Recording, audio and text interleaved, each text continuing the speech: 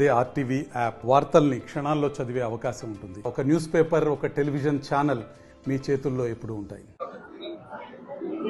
అందరికీ దుర్గాష్టమి, దసరా, శరన్నవరాత్రి శుభాకాంక్షలను తెలియజేసుకుంటా ఉన్నాను.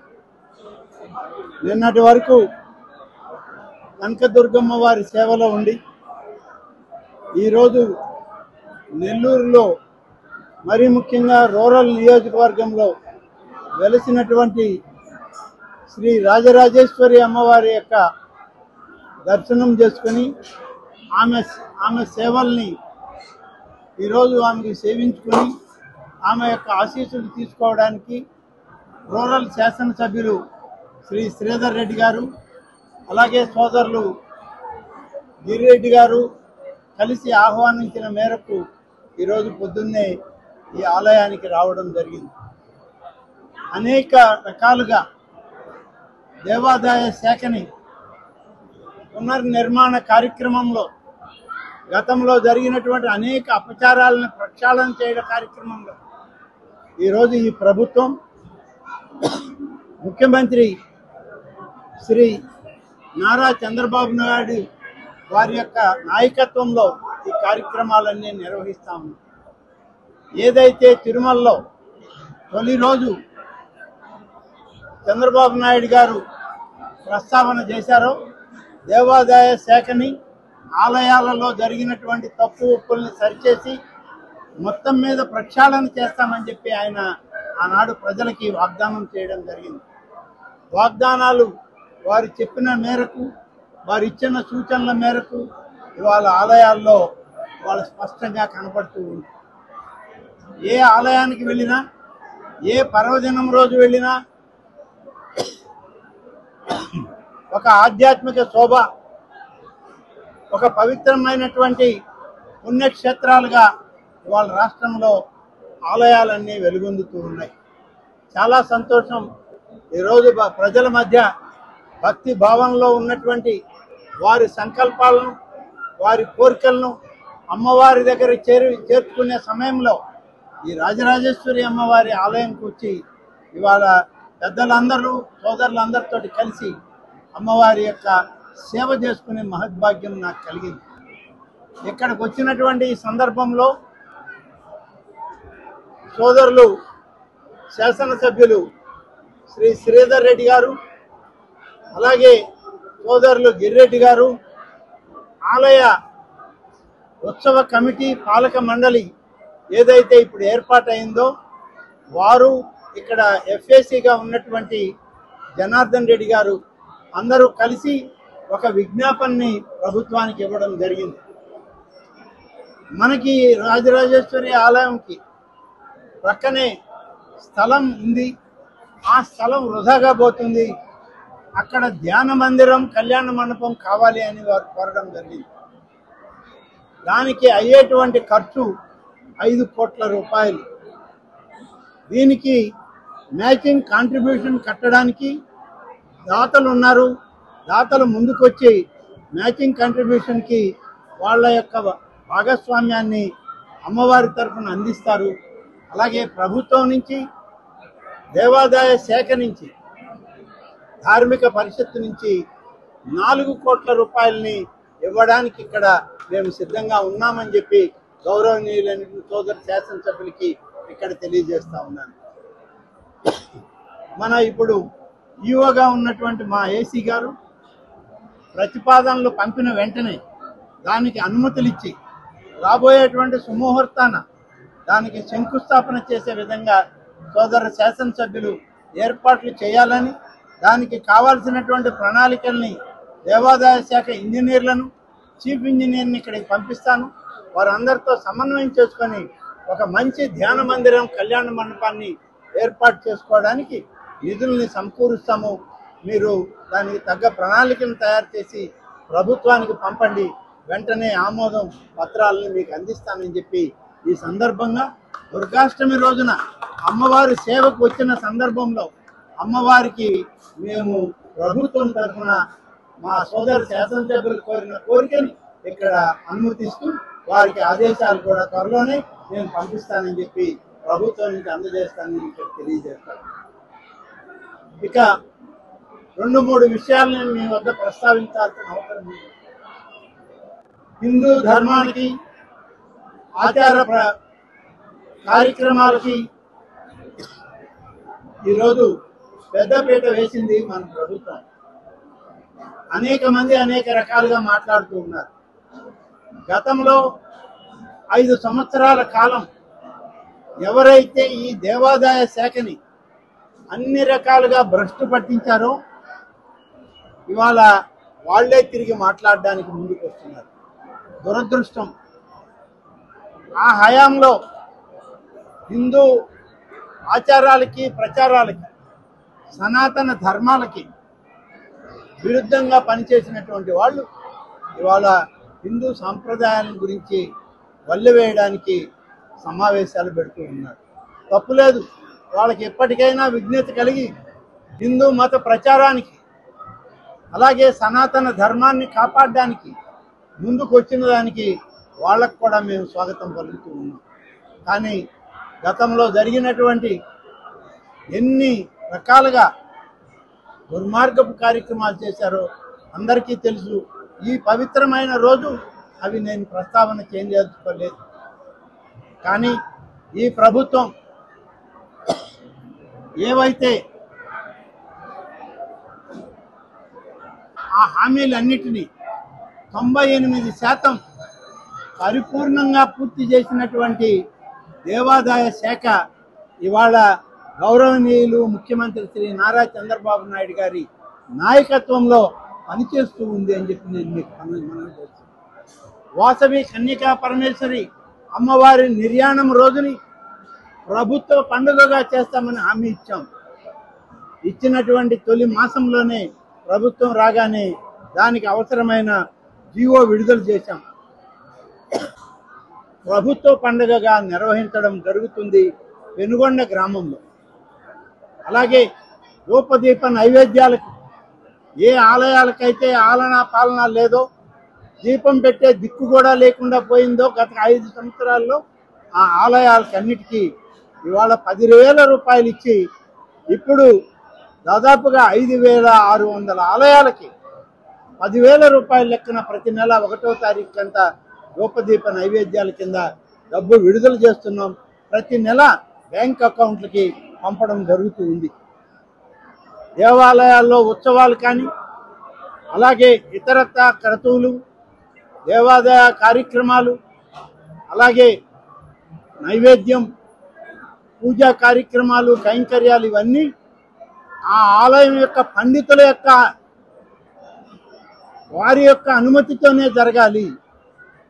ఆ యొక్క ఆగమ పండితులు ఏ సూచనలు అయితే చేస్తే దాని ప్రకారమే నిర్వహించాలి. అంతేకాని ఆ దేవాదాయ శాఖ అధికారులు కానీ పాలక వర్గాలకి ఎటువంటి ప్రమేయం ఉండదు పూజాది కైంకర్యాలు. ఇది ప్రభుత్వం తీసుకున్న నిర్ణయం. ఈ నిర్ణయం అమలవుతూ ఉంది. పాలక వర్గం కానీ దేవాదాయ శాఖ అధికారులు కానీ వీళ్ళందరూ వారికి సహకరించి ఏర్పాట్లు చేయాలే తప్ప అంతరాలయం, గర్భాలయంలో జరిగే పూజాది కార్యక్రమాలకి పూర్తిగా ఆగమ పండితుల యొక్క ఆలోచన ప్రకారమే చేస్తామని చెప్పి నిర్ణయం తీసుకోవడం. ఇవాళ వేదం లేకుంటే హిందూ ధర్మం లేదు, సనాతన ఆచారాలు లేవు. అందుకనే వేద పఠనం చేసి వేద విద్యార్థులందరికీ కూడా ఇవాళ నెలకు 3,000 లెక్కన 600 మంది క్వాలిఫై అయ్యారు. 600 మందికి నెలకు 3,000 లెక్కన వారికి 3 సంవత్సరాల కాలం వారికి ఒక సంభావన కింద, వృత్తి కింద ఇవ్వడం జరుగుతూ ఉంది. అలాగే 50,000కు పైబడిన ఆదాయం ఉన్నటువంటి ఆలయాల్లో అర్చకులకి గతంలో 10,000 రూపాయలే ఇచ్చేవాళ్ళు. ఆ 10,000 కూడా ఇవ్వని పరిస్థితులు గడిచిన 2 సంవత్సరాలు చూసాం. అందుకనే ఈ ప్రభుత్వం రాగానే 10,000 సరిపోదని 15,000కు పెంచి ఆ యొక్క అర్చకులకి 15,000 రూపాయలని ఇవాళ ఆలయాలకి పంపిణీ చేస్తున్నామని చెప్పి వాళ్ళ బ్యాంకులకు పంపిస్తూ ఉన్నాం. ప్రతి ఆలయంలో కూడా ట్రస్ట్ బోర్డుల్లో ఖచ్చితంగా బ్రాహ్మలు, నాయీ బ్రాహ్మలు ఉండి తీరాలి సభ్యులుగా అని చెప్పి ఒక నిర్ణయం చేశాం. అందుకని ప్రతి ఆలయం ట్రస్ట్ బోర్డులో ప్రత్యేక ప్రాతిపదికన చట్టాన్ని సవరించాం. దేవాదాయ శాఖ చట్టాన్ని సవరించి వారిద్దరికి కూడా ఉన్నటువంటి పాలక వర్గంలో వాళ్ళిద్దరూ భాగస్వాములు కావాలని చెప్పి ఆ ఆదేశాలు కూడా చట్టాన్ని మార్పు చేసి ఇవాళ ఆదేశాలు ఇచ్చాం. నాయీ బ్రాహ్మణులు ఉన్నారు, కేవలం ఉత్సవాలప్పుడు పండుగ వాతావరణంలోనే వాళ్ళకి ఆదాయం వస్తుంది. మిగిలిన సమయంలో 10,000 రూపాయలు కూడా సరిగా రావడం లేదనే ఉద్దేశంతో ప్రతి ఒక్క నాయీ బ్రాహ్మణులు ఆలయాల్లో పనిచేసేటువంటి వాళ్ళకి 25,000 రూపాయల వరకు వాళ్ళకి మరి భృతి కలిగే విధంగా ఇవాళ ప్రభుత్వం నిర్ణయం తీసుకుంది, ఇవ్వడం జరుగుతుంది. అలాగే ఇవాళ దాతలు ఇచ్చినటువంటి భూములు కానీ ఇతరత్ర ఆస్తుల్ని భద్రపరిచేదానికి ఈరోజు ప్రత్యేకంగా ఒక బోర్డు నియామకం చేసింది ప్రభుత్వం. దేవాలయాల యొక్క ఆస్తుల పరిరక్షణకి ఈ బోర్డు సీనియర్ అధికారులు అంటే చీఫ్ సెక్రటరీ, డీజీపీ స్థాయిలో ఉన్న అధికారులు దీన్ని ఎప్పటికప్పుడు పర్యవేక్షిస్తూ ఉంటారు. ప్రతి 3 నెలలకు ఒకసారి జిల్లాలో జిల్లా కలెక్టర్ గారు, ఎస్పీ గారి ఆధ్వర్యంలో దీన్ని పర్యవేక్షించాలని చెప్పి ఆదేశాలు ఇచ్చాం.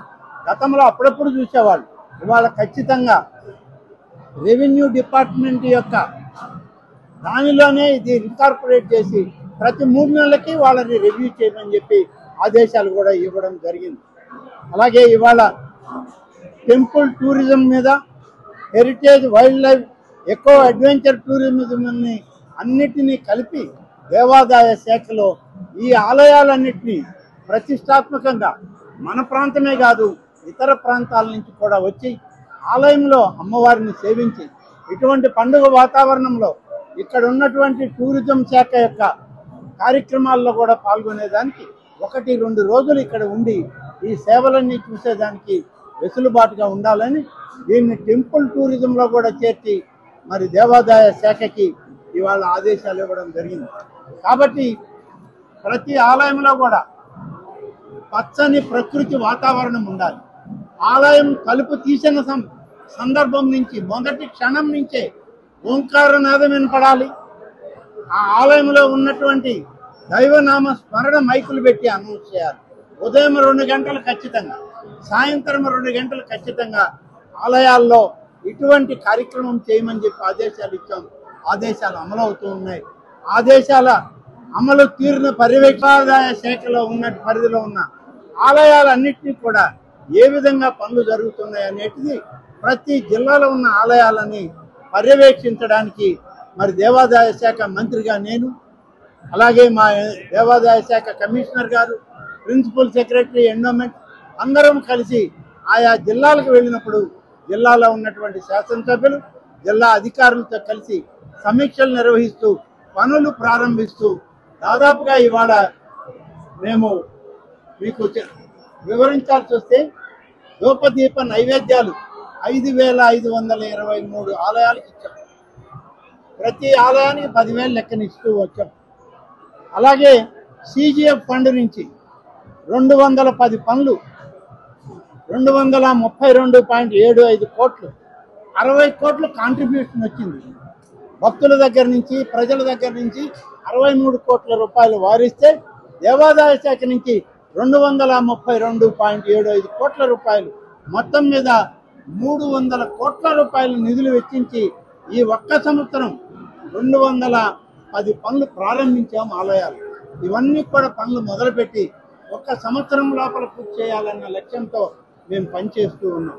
మొత్తం మీద 2 సంవత్సరాల్లో 998 పనులకి 772 కోట్ల రూపాయలని ఖర్చు చేయడానికి మొదలు పెడితే 489 పనులు పూర్తయ్యాయి. 384 పనులు ప్రగతిలో ఉన్నాయి. 125 పనులు ఇంకా ప్రారంభం కావాల్సినవి ఉన్నాయని చెప్పి ఈ సందర్భంగా తెలియజేస్తూ, ఆధ్యాత్మిక ప్రవృత్తి ప్రజల్లో రావాలి. సామాన్యులు కూడా దైవాన్ని విశ్వసించాలి.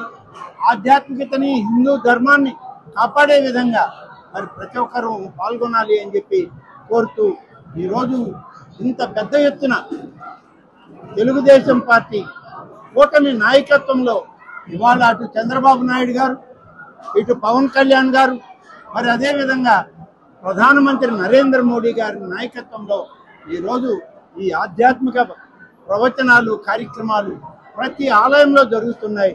మరి మన ధర్మాన్ని మనం కాపాడుకోవడానికి దేవాదాయ శాఖ ప్రత్యేకంగా పనిచేస్తుంది. ఈ రాష్ట్రంలో గౌరవనీయులైనటువంటి ముఖ్యమంత్రి నారా చంద్రబాబు గారి నాయకత్వంలో అని చెప్పి తెలియజేస్తూ సెలవు తీసుకుంటాను. చాలా సంతోషం. ఆహ్వానించిన వెంటనే దేవాదాయ శాఖ మంత్రులు శ్రీ ఆనవ రామనారాయణ రెడ్డి గారు రాజరాజేశ్వరి అమ్మవారి దేవస్థానానికి విచ్చేసి భక్తి శ్రద్ధలతో నిష్ఠాగరిష్టలతో అమ్మవారిని దర్శించుకుని ఈ యొక్క ఆలయ అభివృద్ధి కోసం వారిని సహాయం చేయమని అడిగినప్పుడు గౌరవ మంత్రివర్యులు ఆనవ రామనారాయణ రెడ్డి గారు ఎంతో ఉదారంగా రాజరాజేశ్వరి అమ్మవారి దేవస్థానం అభివృద్ధికి 4 కోట్ల రూపాయలు నిధులు విడుదలకి అంగీకరించిన దానికి ఈ యొక్క రూరల్ నియోజకవర్గ ప్రజల పక్షాన రాజరాజేశ్వరి అమ్మవారి దేవస్థానం ఉత్సవ కమిటీ పక్షాన అధికారుల పక్షాన స్థానిక శాసనసభ్యుడిగా ప్రత్యేక ధన్యవాదాలు తెలియజేసుకుంటూ ఆ యొక్క ప్రభుత్వ ఉత్తర్వులు వెలువడిన వెంటనే ఆ యొక్క శంకుస్థాపన కార్యక్రమం భూమి పూజ కార్యక్రమం కూడా గౌరవ మంత్రివర్యులు ఆనవ రామనారాయణ గారి చేత చేయించడం జరుగుతుందని మనం చేస్తున్నాం. మరిన్ని వీడియోస్ కోసం ఛానల్ ని సబ్స్క్రైబ్ చేయండి. లేటెస్ట్ అప్డేట్స్ కోసం వాట్సాప్ ఛానల్ ని ఫాలో చేయండి. అండ్ లింక్ డిస్క్రిప్షన్ లో ఉంది.